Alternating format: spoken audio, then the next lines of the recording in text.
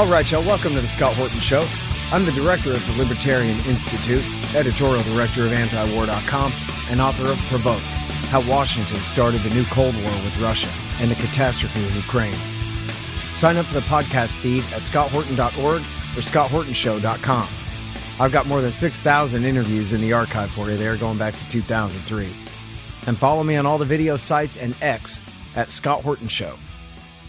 Hey, you guys on the line, I've got Thomas Eddlem. He is our William Norman Gregg Fellow at the Libertarian Institute, and he's an Austrian school economist, just like our previous guest, Mark Thornton. Only he's at our institute, the Libertarian Institute, and he writes lots of really great stuff, including this one that I really hated in a good way, you know what I mean. Plutocratic America's War on the Working Class. Rest assured, Tom is not a commie. But he's got a little bit of class war for us here. Welcome to the show, Tom. How you doing? I'm doing great, Scott. You know, and that's the thing. Like, class war is being waged against regular working Americans. That's my case in the piece.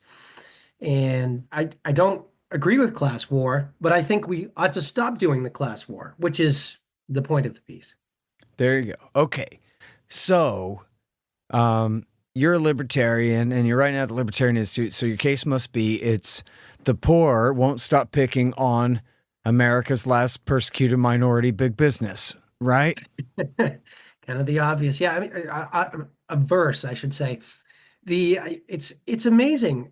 You know, if you go to official libertarianism, whether it's the Cato Institute or Reason, you know, they have these slogans of, oh, you know, the poor have never had it so good. None of your problems are because someone else is a billionaire. And, you know, in a free market world, that would be true, but we don't live in a free market. We live in a plutocracy. We live in a place where, as Matt Taibbi says, you know, he's no libertarian, but he's not wrong. He says, we live in a place where we're preached at of sink or swim free marketism, but for a select few, it's a highly regulated and subsidized welfare state, and that's, if you look at the history, really since 1979, since we bailed out Chrysler, the general, how do I put it? The general way of looking at things is, if a poor man goes bankrupt, it's a recession, but if a rich man loses his bank, it's a crisis. And that's pretty much how government has worked in the last almost 50 years since the Chrysler bailout. Okay, so in your article here, you're focusing on the difference between payroll taxes and income taxes and so forth paid by a guy who works for a living versus capital gains taxes paid by a guy who owns things for a living.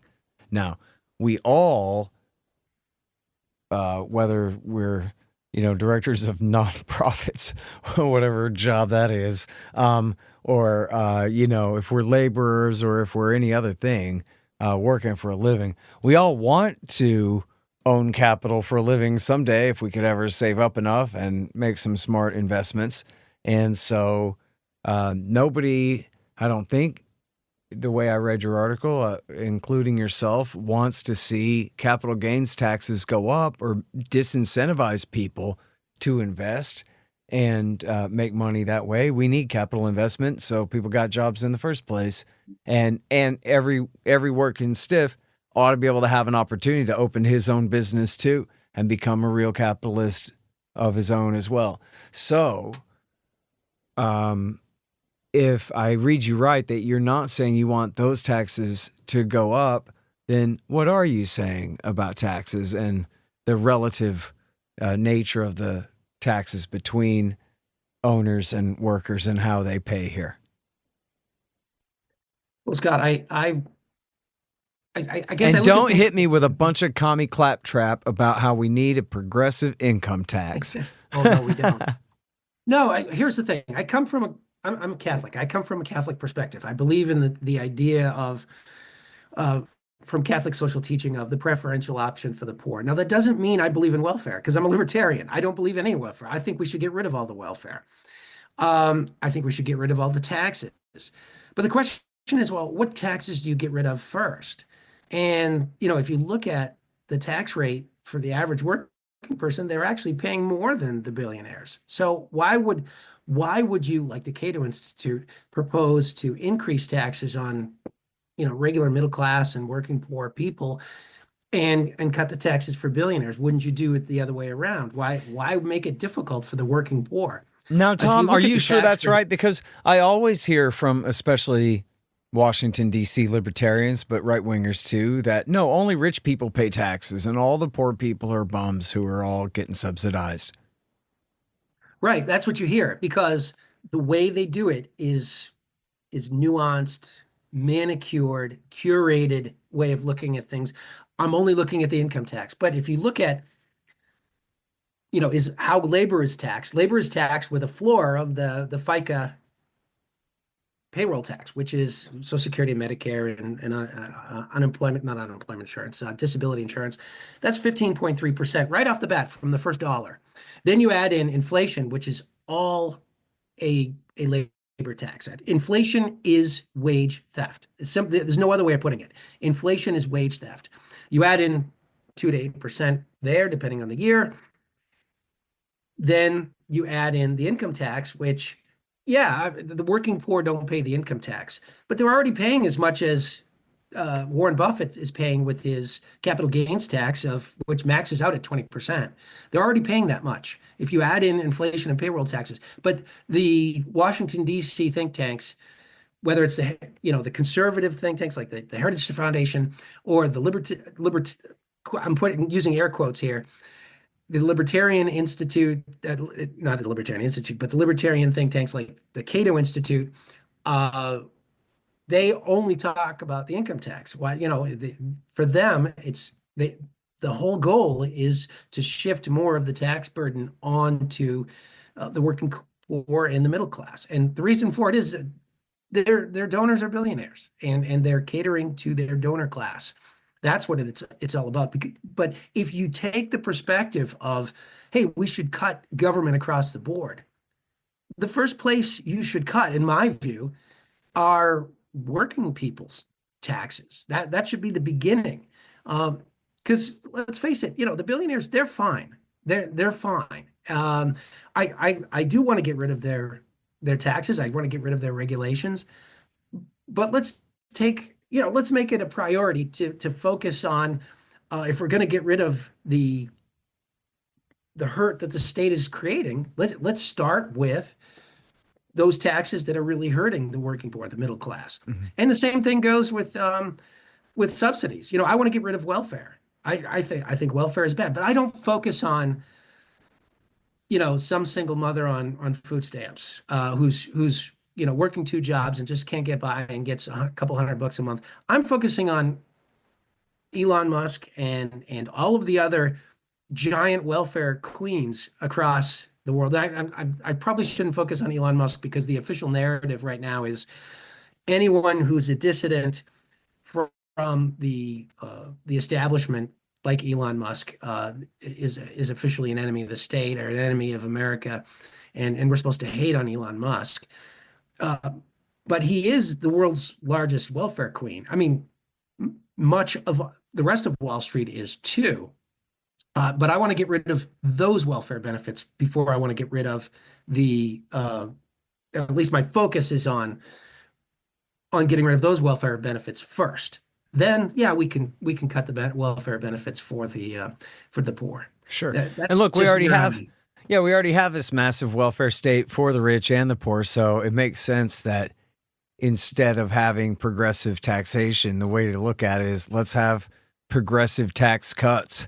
The people who need their income the most for Right. keeping their family together and keeping the heat on and all of that, they get the tax relief first. And the people who need the tax relief the least get it last. Although, as you're saying, should be everybody. You shouldn't have to pay tax on capital gains either.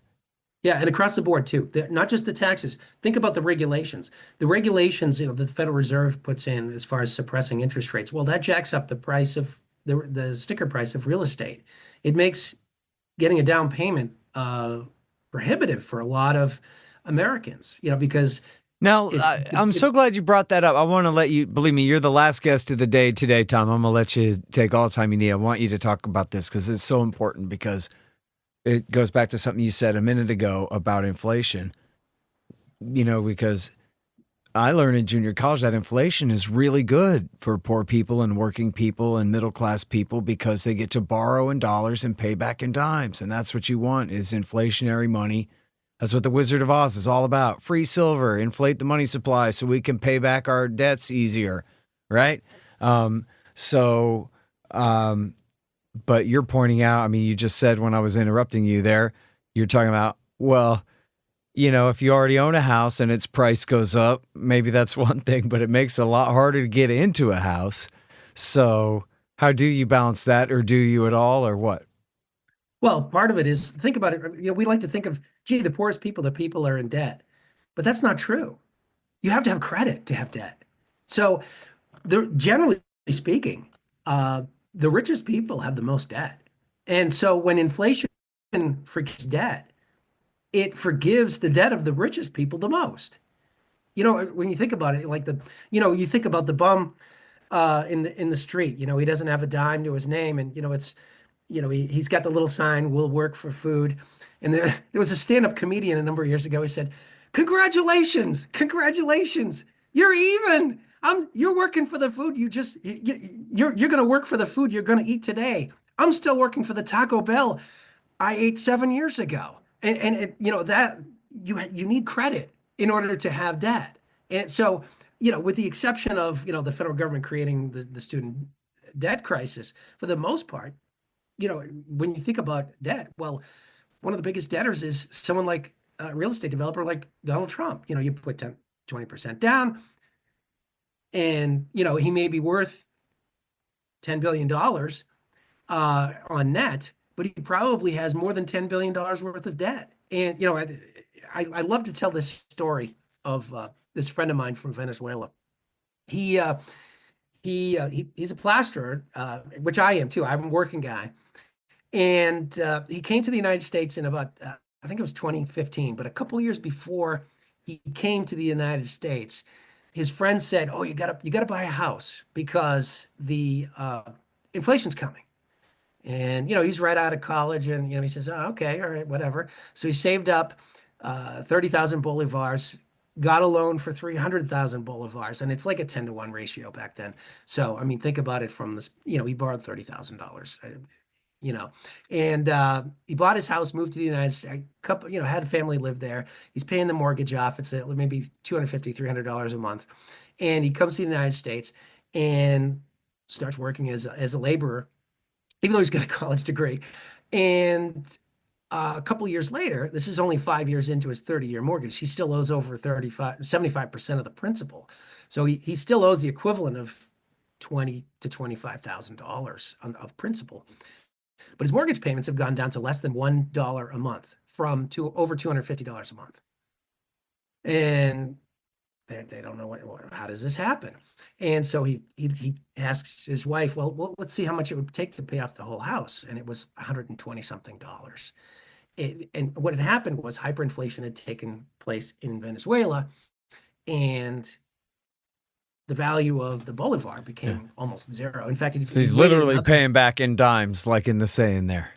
Right. And in his case, he paid off the whole mortgage for less than one day's labor, when it should have taken, more than 6 months worth of labor plus interest. And, multiply that by 1,000 for a large real estate developer. They do much better. And this was one of my previous articles at the Libertarian Institute, where, it really helps real estate developers, but it doesn't really help average Americans who just want to buy a house and live in it. The value of the house is to live in it, but the value of a real estate developer is the income you get from it and the equity you build up. And if you build up the equity 2 to 3 times faster using inflation, well, that's better for the real estate developer, but it's not better for the average American. And that's, that if anything, it means that my whole thing, the preferential option for the poor in regulations as well. Why do we do this? Well, we do this because there's a lobby that wants that. and benefits from it. That's why we do it. And really, we need to, as a people, we need to wake up and put a stop to it. Yeah. Well, I saw where Keith Knight was doing a thing with Joe Mullen earlier. And one of the things Keith was talking about, I may have even got him out of context here. I just heard him say a little bit about how, like, should we be mad at Walmart for charging less for things? Because it seems like our whole policy is built around inflating the currency and to keep prices going up, because the last thing you want is a deflationary spiral, Tom, where prices go down. We can't have hard money and falling prices, because then no one will buy anything anymore, because everyone will be waiting for everything to get cheaper. And then so the whole economy will shut down or something. Yeah, it's based on the Great Depression myth of where we did have deflation for 4 years, from 1929 to 1933-ish. And, in a recession, prices do go down. But, when you think about it, we don't think of it a bad thing when gasoline prices go down. Everybody at the end of the Biden administration was bragging, see, the gas prices have come down. And of course, now all of the Republicans are saying, see, the gas prices are coming down. That's a good thing. Why is it a bad thing if prices go down generally across the economy? It's not. The general tendency of an economy is for prices to go down. I mean, we're not used to it because we have this Federal Reserve inflation over the last 110 years, 115 years. But the general tendency is for production to become more efficient and things to become more affordable, not less affordable. But with inflation, and again, inflation is wage theft, it becomes less affordable. The American worker, when gold was tied to the dollar, did much better. Even at the end, even in the 1960s, when they were starting inflation, they still nominally held the dollar to gold. The average American, the median American, the middlest of the middle class, did really well. I mean, advanced. Yeah, his economy advanced, and he was able to get a lot more. Since then, since the Bretton Woods system fell apart in 1971, the middle class has stalled, and so has the poor. Now, the rich are still getting richer, and I don't have a problem with that. I mean, I want the rich to get richer, but I want the poor and the middle class also to get richer. And the thing is, the rich have a way around inflation because they're usually the first ones to get the new inflated dollars. They're the government contractors. They are the banks. Whereas, a laborer or someone who works at Walmart, like the example you used, they're the last ones to see it in the economy after the prices have already gone up. That's why labor, there was a 17th century economist, an Irish/French guy, Richard Cantillon, who talked about this, that the person who benefits from inflation is the one who gets the money first. The person who is most hurt by it is the one who gets the money last. The one who gets the money first is the government, and then after that, the bankers, and then the contractors. They all benefit, but the one who's hurt is the working man who has nothing to do but his wages. And when you think about it, I mentioned in order to benefit from inflation, you have to have credit. But if you are yourself a creditor, you lose if you lend money out, you lose from inflation. I mean, unless you're a bank and you just create that money out of nothing in the first place, in which you don't care. Right. Well, place think you about don't it care. from the perspective of, if you put your money in the bank, why don't you, the bank pays your interest. Why doesn't everybody just put their money in the bank and gain money? Because it pays less than the rate of inflation. And, who are the creditors in society? Well, the number one creditor is laborers. I mean, almost every laborer does his work and awaits his wages till payday. He's at least a creditor for a week's wages, and usually a couple weeks. So he's a creditor in that way. The poor man who rents his home, he is a creditor because the first thing you go to the landlord is he says, I want first, last, and social and security deposit. He is loaning his landlord the money before he lives in the property. And then when the worker does get his wages, he's waiting for his wages. It's being inflated and the way the value is taken from him. What does he do? He puts it into his checking account, and that also is being taxed by inflation. Uh-huh. He's and just the wages themselves are $10 trillion in our $22 trillion economy. They're about 40% of our economy. And of course, that's a huge credit. Yeah, and look, built into that, of course, is the lower your wage, that means the less, stance that you have, the weaker position you're in to demand a cost of living increase.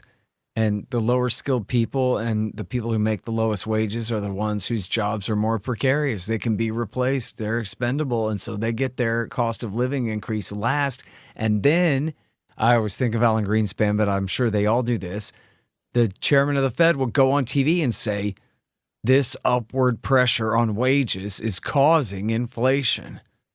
These poor sons of bitches who are the last ones to get a cost of living increase, they're the reason that prices of everything is going up on the shelf at your burger counter and for a car and a house and everything else. Right. And of course, the solution is not the leftist solution. I mean, right now, the Democratic Party, the official Democratic Party, offers workers nothing. They talk about a minimum wage increase, but they don't really do it. They talk about giving benefits to people and whatever, but they don't do it. But the solution is the free market. It's not, let's raise the minimum wage. Well, you raise the minimum wage and you keep inflation going, it wouldn't make any difference. The wage would just go back down anyway. It's the solution is the market and cutting taxes for people, on those margins who really would make get a benefit out of a tax cut. I mean, a lot of people voted for Trump because he offered them a tax cut, and the Democrats offered them nothing. Now, the tax cut was small for the working class. He gave a lot to the rich, and let's face it, the rich do pay more taxes, cumulatively at least, if not by even if they pay a lower percentage. But the people remembered that. Trump offered them crumbs, and that was better than what the Democrats offered them, which is nothing. They said, you'll get nothing and you'll like it. And the working people tend to say no. I mean, if you look at the voting demographics, the Democrats locked up the rich, with the very few exceptions. Like they're definitely demonizing Elon Musk and a few other billionaires, the Koch brothers and the rest of them. But for the most part, the people who are millionaires, the people who are, in the upper class, the people who are educated with advanced degrees, me being an exception, they tend to vote Democrat. Whereas regular working stiffs who don't have a college degree, who make less than the median wage or near the median wage, they tended to vote for Trump because Trump offered them something. Yeah. Hey, y'all, let me tell you about Robertson Roberts Brokerage, Inc. Nobody trusts the U.S. dollar anymore. Foreign governments are stocking up on gold instead of $100 bills. One, they know they need to, and two, that means you need to too. Interest rates are up, but for some reason, not much for savings accounts. Park your money there and watch Uncle Joe Biden just counterfeit its value away. You can see how the Fed is afraid to raise rates to beat inflation for fear of popping the current bubbles, at least before the election. So more inflation it will continue to be. Gold is your shield against monetary and price inflation, just like it always has been. Now, Tim Fry and the guys over at Robertson Roberts are recommending gold over silver since the world's almost 200 governments are putting their own pressure on the price, which should help everyone else who makes similar calls on their own. Of course, Robertson Roberts can help you with platinum, palladium, and silver, as well as gold. Don't let the Fed and the war party inflate all your savings away. Look up Robertson Roberts at rrbi.co. That's rrbi.co. Hey, you guys, the audiobook of Provoked is out. Okay, well, I've started posting the chapters at my Substack, scotthortonshow.com, and my Patreon, patreon.com/scotthortonshow. You, of course, already bought and read the book and gave extras to your friends and reviewed it positively on amazon.com. But now you want to listen to me read the dang thing out loud, right? Subscribe today, scotthortonshow.com. Hey y'all, libertasbella.com is where you get Scott Horton Show and Libertarian Institute shirts, sweatshirts, mugs, and stickers and things, including the great Top Lobsters designs as well. See, that way it says on your shirt why you're so smart. Libertas Bella, from the same great folks who bring you ammo.com for all your ammunition needs too. That's libertasbella.com. Hey, y'all got kids or nephews or anything? You know about the Tuttle Twins books, right? Libertarian lessons about life, liberty, truth, and the state. It's really great stuff. And hey, did you guys know I'm a Tuttle Twin? Or, well, I'm a character in their world now. Skater Scott, local vert dog and anti-government know-it-all. They introduced me in a short book last year, and I hear they're going to develop my character's story a bit more in the future. Cool, right? Anyway, they're now celebrating 10 years and having sold millions of these books.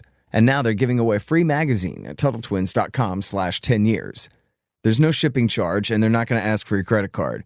It's just a free magazine. The gimmick is that inside the magazine, they've got a really great deal to get all the books. The best deal they've ever offered, which you will certainly want to take them up on. So go to TuttleTwins.com/10years for your free magazine, and someday, hopefully soon, you and your kids will be reading all about the libertarian antics of cartoon me, along with all my new pals.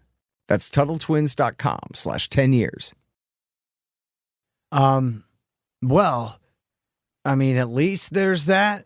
I mean, I was just about to say, the more corruption, the more young people, in our capitalist system, the more young people tend to be socialists, believing that that's the opposite of the system that they live under, rather than that's what's wrong with the system that they live under, is the degree of socialism in it. And of course, as we're talking about it, for the people who've already made it first, yes.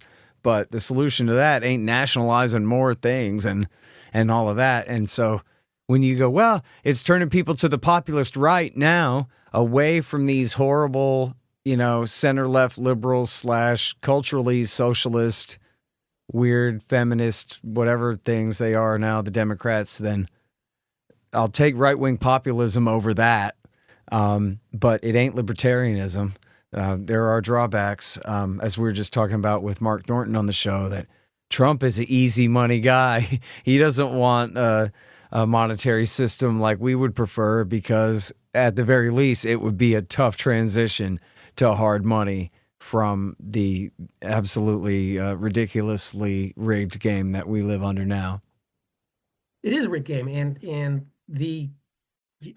you're right. That's part of it. I'm actually disappointed with a lot of libertarians, not even just the Cato Institute people who sort of rigged the game against regular working Americans, but there's a lot of libertarians, even in the Libertarian Party. I'm the Massachusetts State Party treasurer for the time being. I'm not running for re-election, but who are just so enthusiastic about Trump. And I think, okay, there's some good things that he's done, and I like the fact that the U.S. Health and Human Service Agency and the CDC are going to be less corrupt. But there's a backside to that. RFK and really the whole Trump cabinet and Trump himself, they were all 2004 Democrats. They were all 2004 Democrats.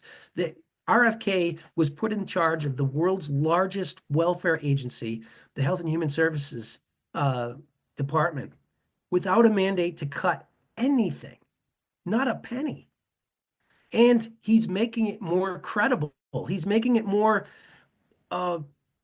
reputable by going after some of the corruption. And as a libertarian, I think, well, I guess I don't want the corruption, but at the same time, I don't want people to say, oh, look at this great agency. We can't cut anything. It's such a good agency. Look, they got rid of all the corruption. It makes it, to me, more sustainable. In some ways, it's more dangerous.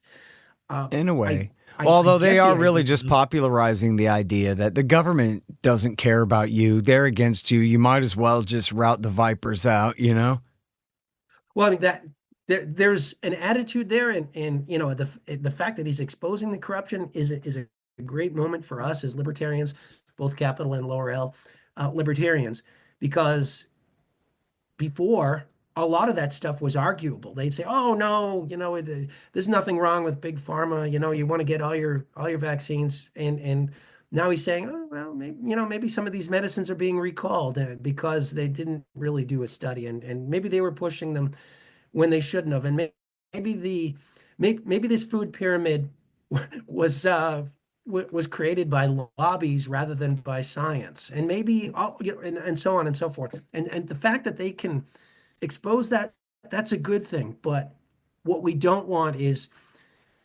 for this to legitimize the welfare state and make it more permanent and more sustainable.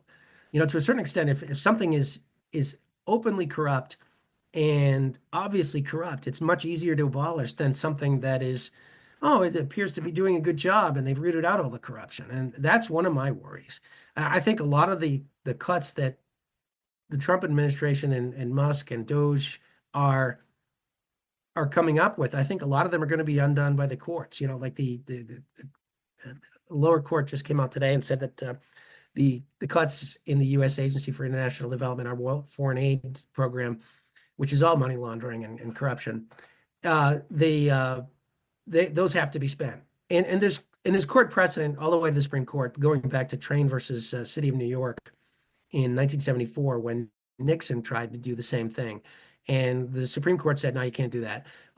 Congress is in charge. Now, we have a zombie Congress that doesn't do anything, but I think the Supreme Court is going to, even with the justices that are better than they were in 1974, I think they're still going to say, no, Congress should be in charge. And if Congress passes the spending, then that's it. I think that's a lot of this Doge stuff. A lot of these cuts, unfortunately, are going to be undone, and we'll be spending more.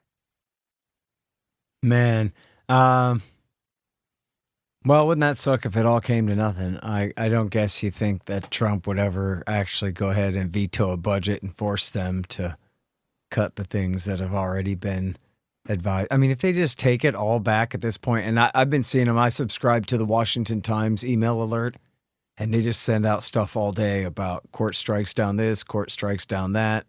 Looks like the agenda is really being reversed. I wonder if the administration is going to fight them at all or what. Well, I'm sure the administration will fight it to the Supreme Court, but like I said, the precedent has been set the other way around, and that's the problem. I want to be optimistic, but I'm old enough. I'm in my late 50s. I'm old enough to remember that a lot of this stuff is just bluster. I mean, it's some of my favorite videos coming out of Washington in the last couple of years have been Thomas Massey talking about how all the budget is just theater. That's just gold. And it is so true. I mean, he's the only one in Washington really who's serious, and everybody else is just doing theater. Yeah. Too bad. Welcome to our same world we've been living in.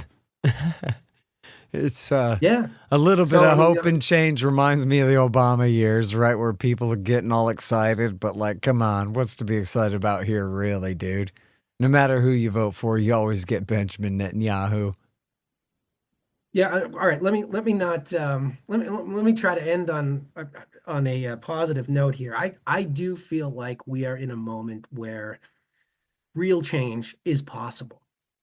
When you think about it, we've got this case of Javier Milei, who's far from perfect, and everybody who gets elected is always disappoints, and he's not an exception. But he ran on a libertarian platform, and he's made some real cuts and made some real improvement in Argentina. We've got the case of Donald Trump, who really ran as a third-party candidate inside the Republican Party and won. How did he do it? It's because the media is no longer in control, under control by whatever whatever you want to call it, the deep state, the intelligence community, the liberal hoi polloi, whatever you want to call it. There is an alternative media that is many multiples bigger than the old corporate media of the big five corporations, right? There's five corporations that used to get all 90% of your news from: ABC, Disney, NBC, Universal, CBS. They also have Six Flags, I think. CBS, Viacom, and they have Six Flags. And then there's Fox, and I'm trying to think what the last one is. ABC, NBC, CBS. Oh, CNN, Time Warner. Those are the five big ones. But you know what? The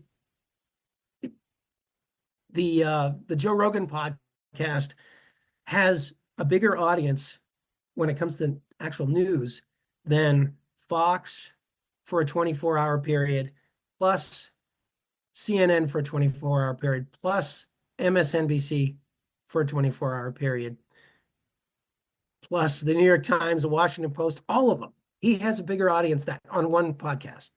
And he's not the only one. He's the biggest one. But actually, Tucker Carlson might be even bigger than Joe Rogan these days. They're right up there, yeah. His podcast with Javier Milei got, I think, 425 million views. And the one with Putin got a couple 100 million views. And that's just, CNN doesn't get 1 million on a good day. So it's outsized, and they don't know what to do. That's why there's a global censorship complex growing across the world. That's why the CIA, which can't do anything domestically here with the First Amendment, they've outsourced it to Europe, to Brazil, to try to censor media that will not comply, that will not curate their news and their opinion to whatever they want. And it's not working that well right now. I think there's an opportunity for a real libertarian to rise and get elected to national office and make a real difference and make real cuts. I'm not saying necessarily in the next couple of years, maybe in 2028, but 2032. We have that opportunity. We have the ability to get the message out, and we didn't before. Nobody, it was almost impossible for Ron Paul to get out a major message. He would do an interview of 45 minutes on CNN, and they wouldn't run it at all, or they'd run 15 seconds, and that would be it. He wouldn't be able to get his message out. Now libertarians can get their message out, and we can show, hey, we're not capitalist pigs. We just believe in free enterprise and giving regular people a fair shake. And yeah, we don't believe in welfare, but we do believe in taking care of people on our own voluntarily, and explaining that to them. Exactly. And saying, look, our focus is get rid of the welfare, but let's start with the welfare for the rich. Our focus is let's cut taxes, and let's cut taxes for the poor first. Cut taxes for the rich too, but for the poor first, because they're paying double the rate. Capital is paying double the rate of tax. Capital is paying half the rate of tax that labor's paying. So let's give some relief to the working people, because if you go back before one of the other big changes other than inflation, before the United States went off the gold standard, is the payroll tax was less than half of what it is now. The payroll tax was 4 or 5% in the 50s, and by the 60s it had gotten up to 7%. You can look online for the different charts. It's been 15.3%, generally speaking, since the early 1980s. But that makes a big difference. One of the ways to accumulate capital, one of the biggest ways to accumulate capital, is just to start saving, even if you save a small amount of money. If you saved $1,000 in 1929, right before the big crash, and you just left it in this S&P 500 until last year, you'd have $5.7 million, even with the crash. Now, a lot of that's inflation, but that's still $337,000 after inflation. So the ability to invest money early when you're working and not making that much money makes a big difference for when you retire and get older. And that has been taken away from regular working people, especially by the Social Security and Medicare program. they say it's, the payroll taxes go to those programs, but they don't really go to those programs. There's a unified budget, and the spending at the federal level has not had anything to do with this. The payroll taxes have had not anything to do with Social Security since 1968. They haven't really kept. They have a paper tab going on. They have an Excel spreadsheet. That's it. There's not really a trust fund. The trust fund was looted in 1968 to balance the budget. 1969, fiscal 1969 to balance the budget. So that it's what we need to do is look forward and get some candidates and get some media exposure for those great libertarian groups like Libertarian Institute. Scott, you put together a good group here, but also the Mises Institute. There's just so many great groups out there that need wider exposure, and I'm glad to see that they're getting it finally. Yeah. Now, as long as I have you here, then, if we got our way and the government had to admit the truth that this really is all a big Ponzi scheme and an unsustainable one too, then how would you fix it in a way that is not just a big ripoff for the rich? I'm reminded of W. Bush saying, yeah, what we need to do is take all the Social Security IOUs and put all that in the stock market bubble, the same one that crashed on his watch in September 2008 and was the worst catastrophe since 29. Remember that same bubble that he wanted to put all the Social Security money in? So what do we do instead of that? Well, the irony is that if you were to put the average worker and you take his taxes and you put it into the stock market, and he retires, and the stock market performs exactly like it does in 1929, which is worse than 2008. He still does better. He can still pull out more money every single year than he can with Social Security. So, if the stock market is a casino, Social Security is worse than a casino. It's a worse investment than stock market casino. Okay. But how do we get out of it? We can get out of it the same way Chile got out of it. We can get out of it the same way. Really, Australia is kind of getting out of it. They have Chile just basically said, look, if you're under 50, the program is gone, and that's what it is. You're just going to save in a private fund, and that's what it is. And we'll honor the retirement, the very measly retirement funds that for those who are retired currently and are about to retire. I think basically they said, I forget what they exactly said. They said something like, if you're 45 to 55, we'll give you the choice. If you're under 45, you're off. There's no public system, and you're not going to get one. But there's a private investment fund. And then if you're retired, you're retired. Whatever, we'll honor that program. That's probably the only way to do it, to sunset it. There's just no other way politically that you could get it done. But it has been done that way. And the Chileans have done well by it. They've actually gone back to socialism a little bit in the past couple decades, but the state planning has not come back. The state retirement program has not come back, because it's even with some fluctuations in the Chilean stock market, like the U.S., it's still a better deal than the old private, the old government fund.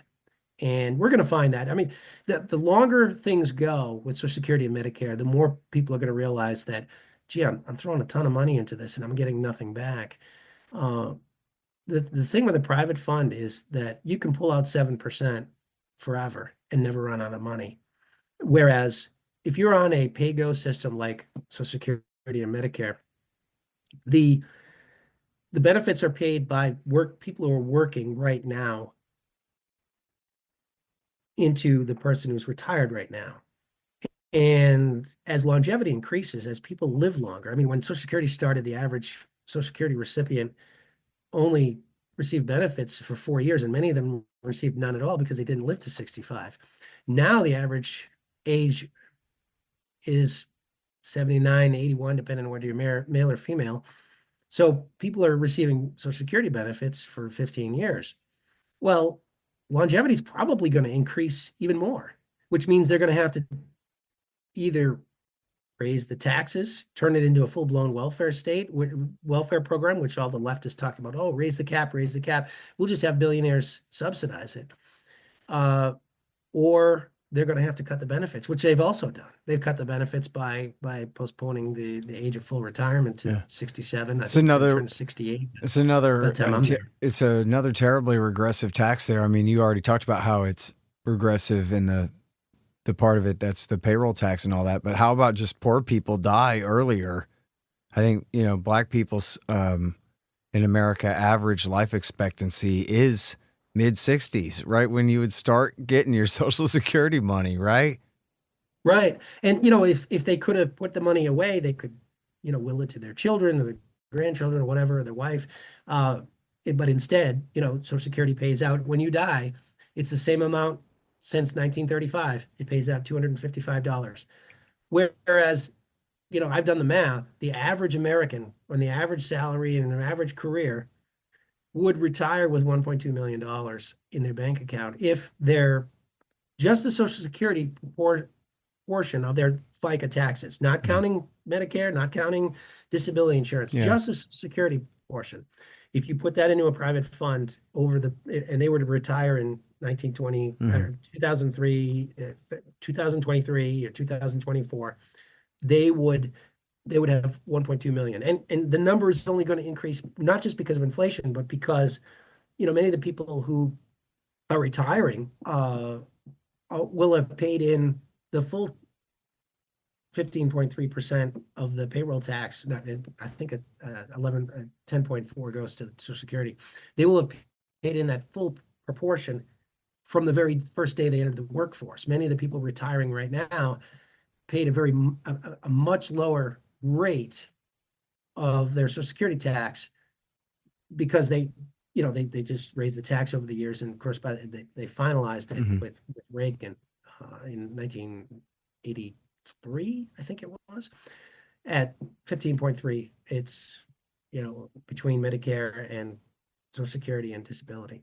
Crazy, man. All right. Well, I hate government even more than before, even though I already did as much as I can without just Then I've done a good job. imploding. Yes, you have. Listen, everybody, you got to give me money so I can pay Tom Eddlem to write articles. That's basically the scam.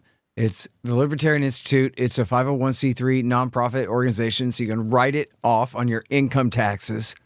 And then you donate that money to me. I control the bank account, but then I just disperse it to my writers. That's basically the deal. Also, I get to keep some, but mostly I just give it to them. And I got books to produce. I've got articles and podcasts to publish, including those by the great Tom Eddlem here. So please stop by libertarianinstitute.org/donate and do what you can. We have $25,000 worth of matching funds from two very generous donors right now. And so we're seeking more of those. And we sure do appreciate the very small ones too, whatever you guys can do. And then you'll get to keep reading great stuff by the likes of Tom Eddlem at the Institute. Sounds like a fair bargain. Thank you, Tom. Thank you, Scott. All right, you guys, that is Tom Eddlem, and he's at the Institute, and this one is called Plutocratic America's War on the Working Class. Ain't going to read nothing like that at Cato.org. Can you imagine donating to Cato.org? Ted Carpenter writes for me now, too, so that's just, we all like Doug, but he'll be fine. Donate to the Institute. Thank you. Yes.